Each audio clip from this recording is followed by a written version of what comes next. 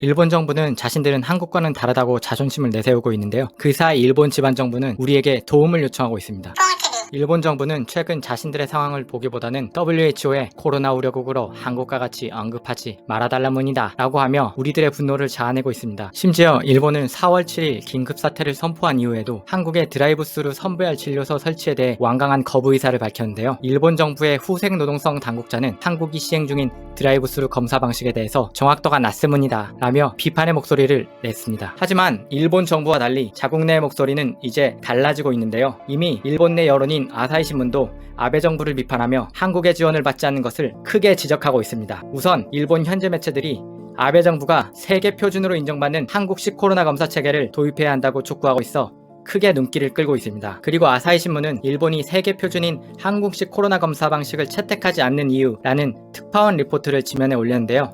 이것은 자존심 때문에 한국의 검사 방식을 도입하지 않고 있다라고 일본 정부를 비판한 것이라고도 볼 수 있습니다. 그리고 일본 지자체도 한국식 검사 방식을 도입하고 있는데요. 나고야시, 니가타시는 이미 드라이브 스루 검사 방식을 시작을 하였습니다. 이는 정부 방침에 대한 불만의 표시라고도 볼 수 있습니다. 또한 24일 NHK에 따르면 요코스카시는 이날부터 코로나 검사 방식을 위한 워크스루 방식 검사를 도입한다고 했습니다. 일본 지방정부도 좋은 건 알았던 걸까요? 한국식 검사 체계에 대한 신뢰성은 전 세계적으로 나날이 높아지고 있는 상황입니다. 이제 미국, 중남미, 유럽, 일본 등 전 세계적으로 코로나 환자가 급증하며 해외 언론들이 한 목소리로 한국의 코로나 대처 방안을 칭송하고 있는 상황입니다. 이제 각국 정부와 일본이 한국을 반드시 반면교사로 삼아야 할지 않을까요? 일본의 반문화가 코로나 때문에 완전 박살이 났다고 하는데요. 오늘같이 알아보시겠습니다. 일본의 코로나 확진자가 4월 26일 하루 368명이 나왔고 현재도 하루 400여 명을 넘나들고 있습니다. 하지만 일본 사회와 일본의 야간업소들은 이런 상황에서도 여전히 확진자 동선을 공개하지 않겠다는 여론이 더 우세한데요. 그 이유를 처음에는 프라이버시와 인권 때문에 그런 거라고 했는데요. 하지만 야간업소 손님들이 줄지 않자 그제서야 바, 나이트클럽, 라이브하우스, 노래방, 술집에는 가지 말라는 얘기라며 그 속내를 얘기했습니다. 지난 4월 30일 유리코 도쿄지사가 젊은 사람은 가라오케 라이브하우스, 중장년층은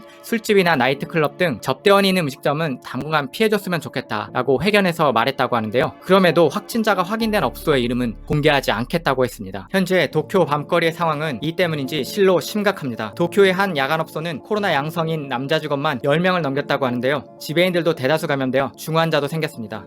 손님도 여러 명 감염됐고 사망자까지 나온 상황입니다. 그 밖에 고열, 미각이상, 기침 등 많은 사람이 고통을 호소하고 있는 실정입니다. 이 이야기는 도쿄에서 호스티스 경력 10년 차의 A 마마라는 여성분에게서 나온 것인데요. 월 매출 2천만엔, 우리나라 돈으로 약 2억 3천만 원을 넘기는 그녀는 자기가 근무하는 구체적인 거리나 가게의 이름은 밝히지는 않았습니다. 다만 호스티스와 직원을 합쳐 100명 이상의 종업원을 갖고 있는 유명한 곳에서 발생한 일이라 얘기했는데요. A마마는 코로나 때문에 일을 쉬는 것을 고려하고 있지만 업소 측의 대응에 근본적으로 불신감을 드러냈습니다. 업소가 눈앞의 이익 때문에 코로나에 특별한 대책도 세우지 않았기 때문인데요. 그 결과 전체 업소 인원의 약 15% 이상의 분들이 코로나 양성 반응이 발생하는 충격적인 상황까지 나왔다고 합니다. 심지어 보건소가 확진자를 찾아다녀간 날도 버젓이 영업은 지속됐다고 합니다. A마마는 답이 없다고 생각이 들어 지배인에게 얘기도 했습니다. 하지만 지배인은 완전히 무시했다고 하는데요.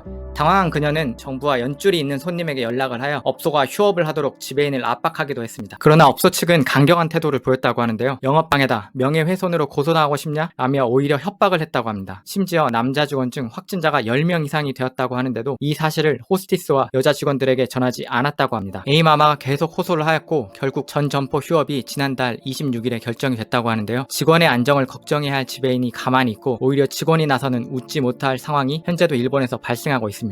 상황이 이렇게 심각한데도 도쿄의 밤거리는 점점 더 어두워지고 있는 실정입니다. 보건소가 강제력이 없는 것을 악용을 해서 가게 쪽이 은폐하고 있는 환자 수가 꽤 있다는 것이 코로나 환자가 폭증하고 있는 일본의 현 주소임을 드러내고 있습니다. 일본의 문제는 확진자 동선이 공개되지 않는 야간업소에만 있는 것은 아닌데요. 현재 일본은 하루 1,500건이라는 검사 실적으로 전 세계적인 웃음거리가 되고 있습니다. 정말 무서운 것은 유명인, 연예인들조차 증상이 나타난 뒤에 2주일을 기다려야 검사를 받을 수 있는 상황이라는 것인데요. 확진자는 전원 입원시킨다는 원칙에 발목이 잡힌 일본 정부는 검사 수를 늘려 확진자가 늘어나면 의료 붕괴가 일어날 위험이 있다는 어처구니 없는 논리를 펼치기도 했습니다. 일본 진보계 평론가인 우치다 다스루 고베 여학원 대학 명예교수는 최근 기고문에서 코로나가 종식되었을 때 일본의 방역 대책은 선진국 국들 중 최악에 가까운 평가를 각오해야 한다고 평을 하기도 했습니다. 반면 한국은 질병관리본부를 통해서 확진자 검사 수에서 세계 최고 수준을 기록하고 있고 확진자들의 동선 정보도 90% 이상이 확보되어 문자 서비스로 제공되며 코로나의 진단과 확진자 관리 분야에서 무척 효율적이라 평을 받고 있습니다. 실제로 한국질병관리본부에 코로나의 진단 노하우를 알려달라는 전 세계의 요청이 쇄도하고 있습니다. 지난 3월 정부 당국과 소식통에 따르면 최근 미국, 프랑스를 비롯해 미주, 유럽, 동남아시아, 중동 등 10개국 이상의 국가가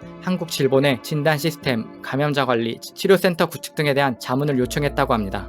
그런데 눈길을 끄는 것은 한국에 연락을 취한 국가 중 일본도 포함됐다는 점입니다. 일본은 그동안 자신들이 프라이버시와 인권을 강조하며 한국과 같은 확진자 관리 체계는 무시하고 있었습니다. 심지어 지난 3월 초에는 일본 정부가 한국과의 무비자 협정을 중단하며 외교적 마찰을 빚기도 했는데요. 그런 일본도 발등에 불이 떨어진 상황이라 그런지 가만히 있을 수는 없던 것 같네요. 하지만 아무래도 민망해서 그런지 일본 정부가 나서서 한국 외교부나 보건복지부에 연락을 취하지는 않았다고 합니다. 정부가 직접 나선 것은 아니었고 자국의 국제보건규약 담당관을 통하여 질본에 연락한 것으로 알려졌습니다. 최근에는 질본에 검진 관련 문의를 보낸 것으로 확인이 되어 앞뒤가 다른 이중적인 태도다라는 지적이 더해지고 있습니다. 한국의 확진자 관리 체계를 무시하고 무비자 협정까지 파기할 땐 언제고 한국에 도움을 요청했던 것인데요. 차라리 일본이 정중히 요청한 것이면 모르겠는데 이건 얌체도 너무 얌체가 아닌가 하는 생각이 듭니다. 일본과 한국의 갈등이 우리 입장에서는 물론 좋은 것이 아닌데요. 그렇기 때문에 일본 정부는 이중적인 태도를 반성하고 한국의 목소리를 들어야 할 것입니다. 또한 일본 정부가 자국민의 안전을 더욱 생각해야 할 것입니다. 일본 정부는 일본 지방정부가 한 것과 같이